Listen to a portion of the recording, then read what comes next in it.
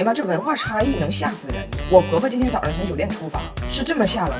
我婆婆小姑子都是熊猫迷，尤其是花花，大老远来到中国，天天求我看大熊猫，说钱他们都自费，只求我给他们和熊猫牵个线儿。没办法，我们来到了成都看大熊猫，无比激动啊！早上6点就起来准备了，给你拿点好东西，看，可好吃了，这太好吃了。但是温迪太吓人了，她不想让任何人错过，于是把她没能到场的老公 Brian 的照片放大，放在了翟奥达的 pad 上，由翟奥达捧着出的酒店，还捧着照片上的车，还是大车。我下楼给我吓一跳，吓一跳。到了熊猫基地，人那叫一个多，根本看不着熊猫。我告诉他们，我说你逮着空往里头挤就能看着了。温迪说没事儿，现在挤，等人散了，我们自然就看见了。大胖媳妇说这是中国，人不会散，只会更多，只会更多。于是大胖媳妇就给他妈传授秘籍，怎么往人群里边挪能看着熊猫。他告诉他妈说这都有技巧的，你别瞎挤，别用蛮劲。我告诉你，先挑个能挤的老头，就贼要强那种，紧跟着他，不行就扒拉扒拉他胳膊，就让别人以为你是他老伴儿的那种感觉。站他身后呢，就别动，就稳住，就熬他，把他熬走，你就上位，你就上位。大胖媳妇问我说：“你看我跟我妈出这招厉害吗？”我说：“你妈早晨从宾馆出来就开始熬老头，这一天要熬几个呀？熬几个呀？”结果呢，就温迪一个人敢往前挤，俩姑娘都不行，往那一站，东北话说跟俩橛子似的，橛子似的。但温迪熬老头那熬上劲儿了，熬完老头熬小伙，非常沉醉，完全没看女儿啊孙子们都在哪里。回头一看的时候，谁都不在，丢了，这可糟了。因为温迪这次来中国呢，没舍得办电话卡，只有加拿大的电话卡，他倒是可以打电话，就是国际漫游比较贵。我真服了哈，人生地不熟的还不会说汉语，人就能挺住，就是不打，在人群中忙找。但是温迪命是真好，他居然用眼睛烧到了人群中一个女子，正拿着手机向另一个女子炫耀。你看我拍这是谁？这不张拿铁吗？你知道不？就那个不会说英语的小外国人。温迪一把人家薅住了，问人你这是在哪儿拍的？就这人，告诉我。于是温迪1分钱没花，成功找到了我们。熊猫是一眼没看着，因为他们不会挤，只能买点熊猫伴手礼。拿铁和翟奥达俩孩子管奶奶要熊猫娃娃和书包，温迪咬了咬牙，只给自己买了一个，还买了一盒熊猫巧克力饼干，一盒10片，弄花25，而且只有拿铁和翟奥达一人分着1片。大胖媳妇和俩妹妹都不让碰。我说温迪啊，快中秋节了，大过节的，你不舍得我舍得。中秋节我们吃那种象征团圆的饼，我都准备好了。你尝尝这诺凡巧克力月饼，纯可可脂的黑巧，搭配9款花式夹心，非常适合中秋团聚和家人们一起分享。尤其是海盐芝士黑松露味儿，听着高级，入口奢靡。黑松露还是流心儿，温迪一听黑松露眼睛都亮了，吃完连连称赞呢。巧克力丝滑，夹心柔软，美味的 level 直接拉满。温迪本来挺开心，没看着熊猫，但买了个熊猫娃娃也可以显摆一下。可是没想到我们回家的路上，路过一个小商品商城，在那里温迪的世界崩塌了。温迪刚买的熊猫花了35，在这里一模一样的熊猫3块钱一个，一兜子50。温迪决定不走了，别的景点也不去了，明天就去那儿进货，进他3车货，回家那找个景区，就从事小商品转手倒卖，预计明年还完房贷，还完房贷。温迪呀，还是走了，因为他老头布莱恩要做个手术。但是温迪这次来呢，他压根就不想走，就想留着给我带孩子。我还给他发工资了。我说这是你温迪作为艺人的应得片酬。温迪还问我，你说我这个艺人，我到底做了什么，让大家觉得我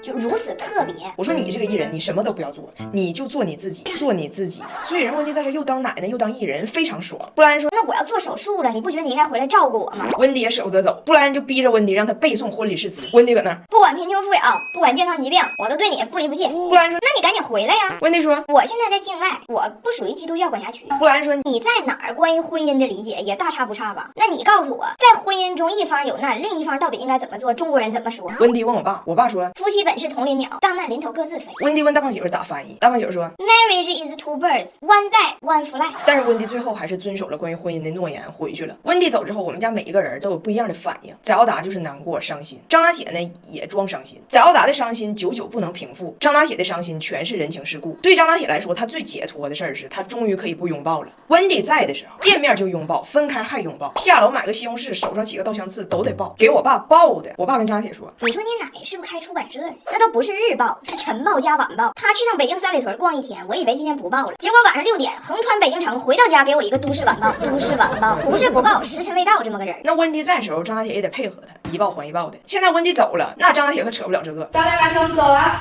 拜拜，拜拜。哎呀，拜拜走的，哎，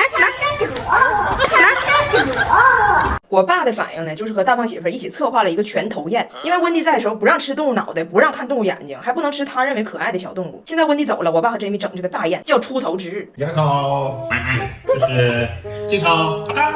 来，咱们大快朵颐啊！满意，吃它，吃它。温迪要是在，他肯定只吃干巴面包。温迪的干巴面包不止费拿铁，还费番茄酱呢，吃啥都得蘸点。幸亏我家常备味好美番茄沙司，一瓶含10个番茄，浓郁番茄味，酸甜可口，全家都爱吃，零添加，配方干净，是我家佐餐首选。挤一挤不怕孩子们剩饭，真省心。大胖媳妇在他妈离开之后，抱着100多个裤衩子发呆。我说咋的了？他说我当年离开加拿大的时候，我妈给我买了20个裤衩子给我送行。后来每次我妈来中国，每次给我带的礼物没有别的，都是20个裤衩子，20个裤衩子。他不说他自己抠，他说他心疼他儿子胖，穿衣服磨裆费裆。大胖媳妇一边看着手机里他妈妈的影像资料，一边看着面前这一批7、8年前的老裤衩子，说这让我想起了一首中文歌，当你老了。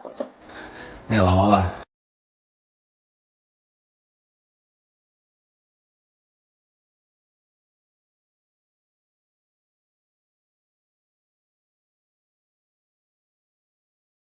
家人们，你们能相信吗？我去了一趟悉尼，出了一趟差，大胖媳妇阴差阳错成了外卖员，领着俺家俩孩子送上外卖了。我呀，真心劝大家，就是那些相亲相爱一家人那些家庭群里啊，别啥都发。俺家群里就不知道谁发了广告，就被大胖媳妇点开了。他虽然不识字，但却能一眼刀准优惠券560元等字眼，就开始操作领这个钱。反正就是一个链接跳转出一个弹窗，一个弹窗又跳转出另一个页面。大胖媳妇经历了无数次跳转，填写了无数个信息，终于在上传身份证这个页面上停滞了。因为他没有，他不气馁，他找我爸给他填，但是我爸的身份证不知道为啥就不好使。大胖媳妇又对俺家阿姨下手了，俺家阿姨也不懂，她管他要啥，俺家阿姨就给啥，一顿上传填资料，累得一脑袋汗，整了一下午交上去了。大胖媳妇就坐等接这个560元优惠券了。这时候手机叮的一声，我家阿姨接单了。刚才大胖媳妇3下5除2，把俺家阿姨成功注册成了一个外卖骑手。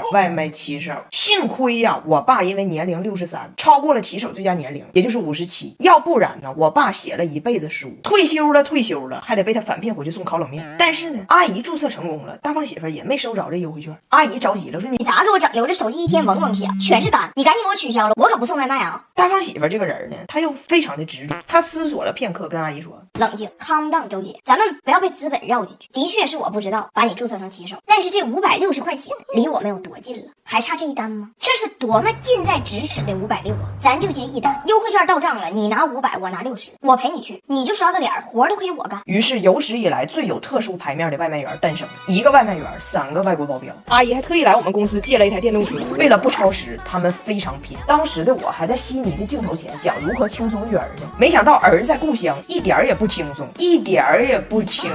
我同事告诉我，姐，我们都来拍姐夫来了。姐夫说他要去送外卖。姐，你们家事儿可真有意思，你一个中国人远赴重洋去外国挣钱，把那个外国人逼得千里迢迢来中国送外卖，国际贸易的闭环。哎呦我的妈！晚上给那孩子累的下班回家都没劲儿了。我说这一家子净添乱，还好我能用熊团团启蒙绘本把孩子们稳住，故事场景和主题都紧贴孩子日常生活，2到6岁需要的认知、健康和文化启蒙知识全都有，很适合当代中国孩子启蒙。搭配点读熏听笔，拿铁很爱学，现在比他爸都省心。但是外卖送完了，优惠券他还是没有到。我回来了，我打开那个链接，我才发现人家平台没有一点问题，人家上边写着想要拿到那个500的大优惠券，需要新人骑手21天之内接满550单。阿姨都找我谈了，说如果真是这样的话，那我可不干了。而且这样下去，你想没想过，张拿铁18岁成人的那一天，已经有15年骑手经验了，15年骑手经验了。我们是解放楼。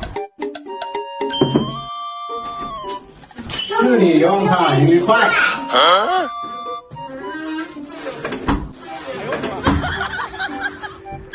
你们录电视节目的吗？这就是我们，这不是大胖娘们吗？